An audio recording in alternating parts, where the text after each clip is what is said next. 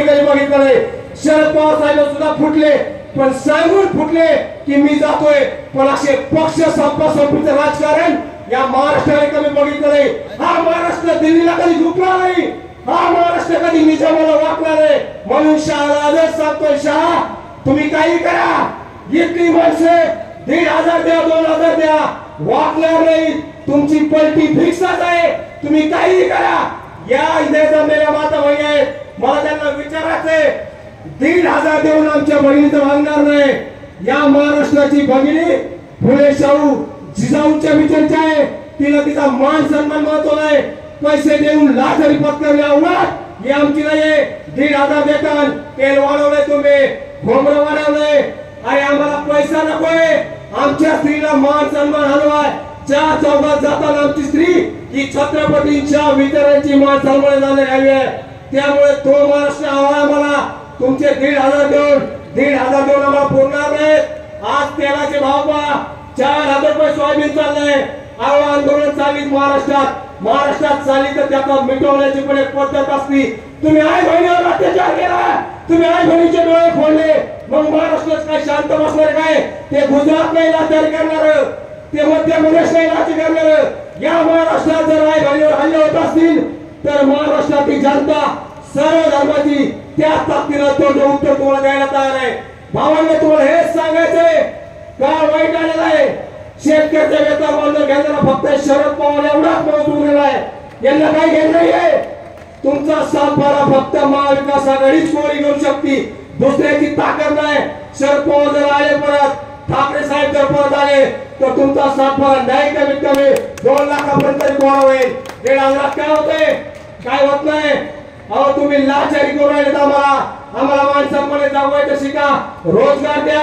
100% शेततळ योजना ही 100% राजवा ना, तुम्ही पाणी अडवा ना, ते आमचे उत्पन्न सोर्स आहे। तुम्ही आता 2 महिने 1500 देतात, पुढे काय घरदो पैसा देता काय? देवेंद्र फडणवीसने काय त्याची प्रॉपर्टी विकली काय? इकडे पैसा दिला, इकडे तेल वाढवलं, इकडे अनेक भाव वाढले, हे आपल्याला दिसत नाहीये। एका मोजला 1500 दिले, स्कॉलरशिप थांबली, शेतकऱ्याचं आंदोलन थांबलंय, आई बहिणीच्या योजना थांबल्या। म्हणजे घेतात इकडे घ्यायचं इकडे द्यायचं जात आणि दाखवायचे जात वेगळे।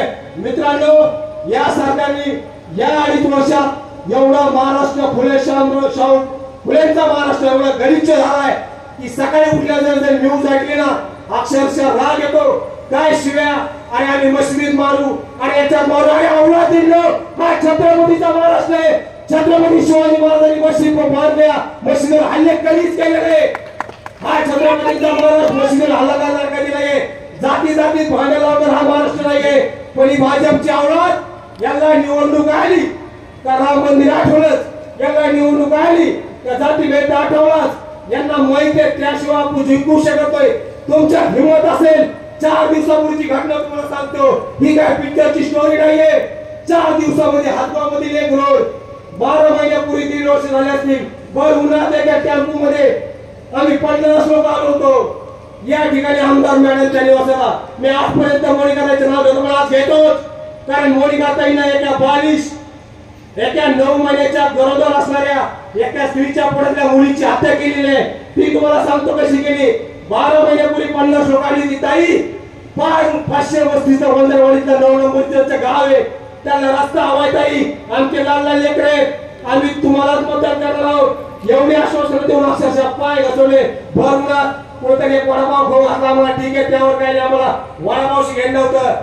त्या ठिकाणी ताई म्हणल्या लगेच सांगते प्यायला, अरे आता रोड करून घे। माणसं खुश झाली, काही फक्त मुरून टाकून द्या म्हणलं होतं, आम्हाला आशा होते। पण 12 महिन्यात मुरून तर जाऊ द्या, साधा आम्हाला परत डोकून सुद्धा बघितलं नाही। 4 दिवसापूर्वीची घटना आहे मित्रांनो, त्या गाडीवर मोटरसायकलवर जाणारे एक जोडपं, अनेक दिवसापासून त्या जोडप्याला कुठेतरी त्या महिलेला मुलगी किंवा मुलगा होणार होता, पण त्या रस्त्यावर एवढे खड्डे होते, खतरी टाकला म्हणून आम्ही, पण तरी शेतकऱ्याचे ट्रॅक्टर जातात, वाहने जातात आणि त्या गाडीवर जाताना कदाचित ती गाडी घचक्यात गेली असेल पावसात, हॉस्पिटलमध्ये आलं, अक्षरशः 15 दिवस राहिले होते रेणुका हॉस्पिटल शेवगाव।